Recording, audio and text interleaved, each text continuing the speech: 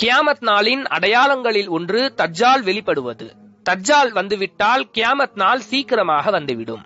அதற்கு முன் பல விஷயங்களை ஆதாரமாக சொல்லி நபி ஸல்லல்லாஹு அலைஹி வஸல்லம் அவர்கள் இன்னென்ன விஷயங்கள் இந்த நேரத்தில் நடக்கும் என்று முன்னறிவிப்பு செய்திருக்கின்றார்கள். நபி ஸல்லல்லாஹு அலைஹி வஸல்லம் அவர்களிடம் சஹாபாக்கள் அமர்ந்திருந்தார்கள்.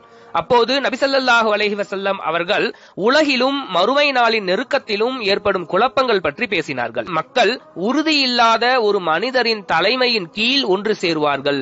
அப்போது இருள் சூழ்ந்த குழப்பம் ஏற்படும். அந்த குழப்பம் யாரையும் விட்டு வைக்காது. அந்த குழப்பம் அதிகமாகிக் கொண்டேதான் செல்லும், குறையாது. அப்போது ஒரு மனிதன் காலையில் முஃமினாகி இருப்பான், மாலையில் காஃபிராகி விடுவான்.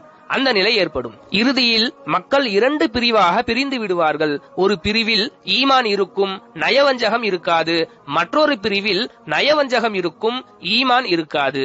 இந்த நிலை உங்களுக்கு ஏற்பட்டு விட்டால் அந்த நாளிலோ அல்லது அதற்கு அடுத்த நாளிலோ தஜ்ஜால் வெளிப்படுவதை எதிர்பாருங்கள் என்று நபி ஸல்லல்லாஹு அலைஹி வஸல்லம் அவர்கள் சொன்னார்கள்.